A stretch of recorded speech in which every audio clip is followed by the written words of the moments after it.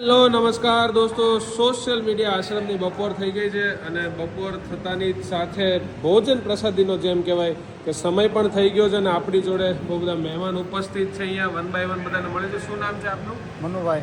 મનુભાઈ. હિમાબેન. હિમાનું નામ? તનુબેન ધારિયા. ધનુબેન. લાભુબેન. લાભુબેન. વિકા તારું નામ? માનસી. માનસી. મીના. બ્રિજેશ. તો ક્યાંથી આવો છો પહેલા તો મહેમાન?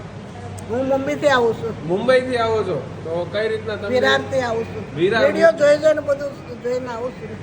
હું તો હર વર્ષે આવું છું. દર વર્ષે આવો છો? હર વખત આવું છું. હર વખતે આવો છો એમ? શું વાત છે. ભૂમિપૂજનમાં આવેલી ને, હા હા.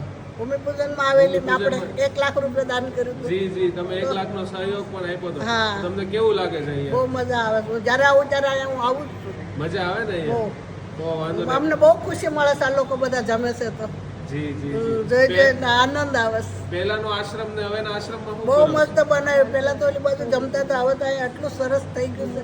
વ્યવસ્થિત? બહુ વ્યવસ્થિત એટલે શું, બહુ મસ્ત મજા આવી ગઈ. જી જી, તમે શું કહેશો? માસીની સાથે આવેલા છે. માસીની સાથે આવ્યા છો, તમે કઈ કહેવા માંગશો? અમે તલગાજડા રહી છીએ ને માસીની સાથે મારા બેન છે, મુંબઈ રહે છે. મુંબઈ રહે છે. આ ઈ હર વર્ષે ઈ આવે છે અને આ સેવાનો લાભ અમને મળે છે અમારા બેનને. વાહ ભાઈ વાહ. હા. હું સોળ ઉધરીથી આવું છું. મારા માસી છે. મારા માસીની હારે હું રિક્ષા લઈને આવું. વાહ ભાઈ વાહ. તો દોસ્તો, મહેમાન જે છે આમ તો અમારા કરીને તમે બી વિડીયો જોઈને આવજો અને આ ભોજન કરાવજો.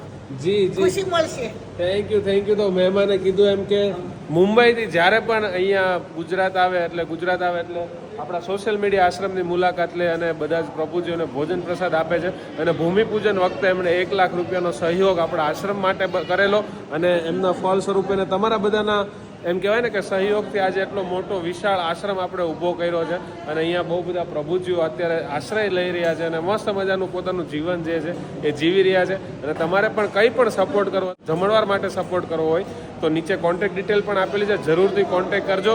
અને ગમે ત્યારે મહુવા ભાવનગર હાઈવેથી પસાર થાવ તો એકવાર સોશિયલ મીડિયા આશ્રમની મુલાકાત જરૂર લેજો. જય હિન્દ, જય ભારત.